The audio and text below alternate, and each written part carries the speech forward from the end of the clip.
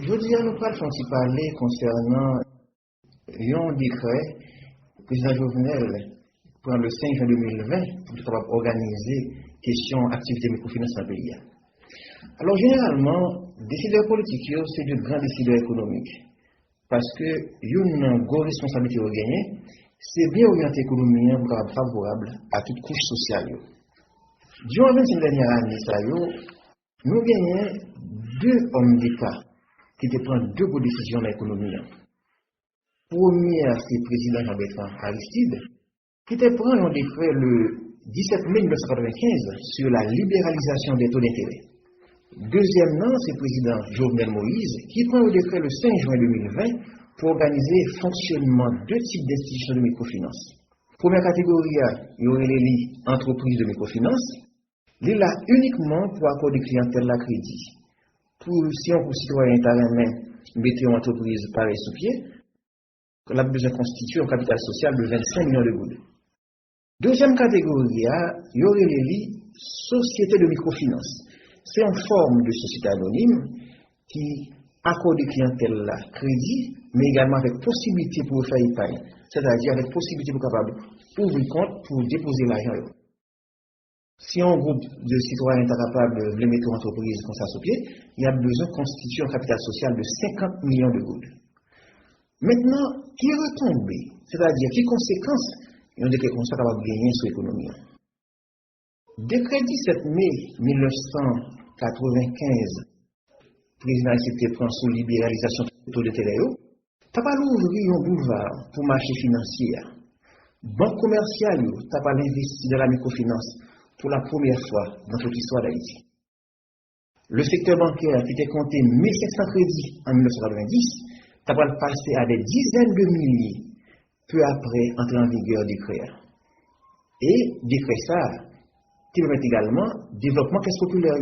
Parce que 1% taux d'intérêt mensuel, la loi t'est imposée, t'est trop faible pour te couvrir des plans de fonctionnement, ensemble avec risque qui est lié avec l'activité crédit.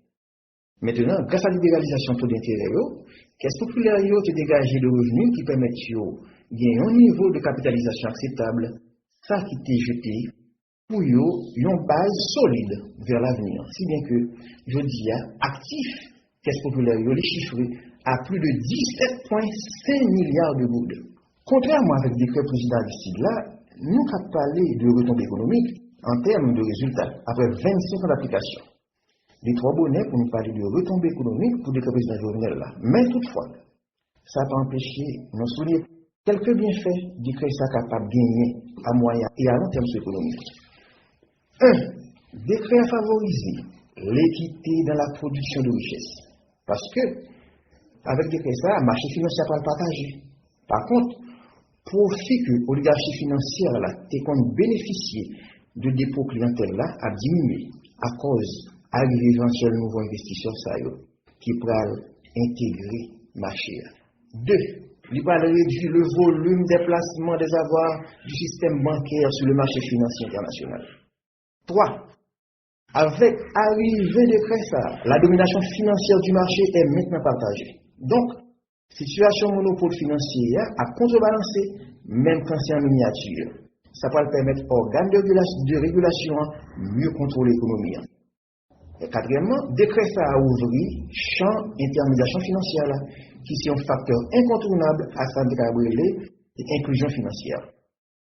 Puis l'autre bord, article 38 décret a dit montant maximum institution de microfinance, ça y a prêté clientèle à l'argent, c'est BAH qui est capable de fixer par voie réglementaire.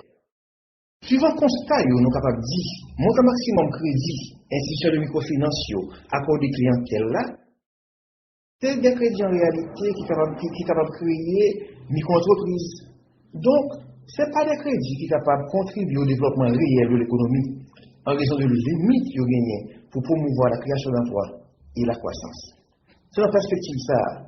À sujet le BAH, pour le faire une étude comparative sur l'évolution institutionnelle de microfinance dans l'autre pays de la région.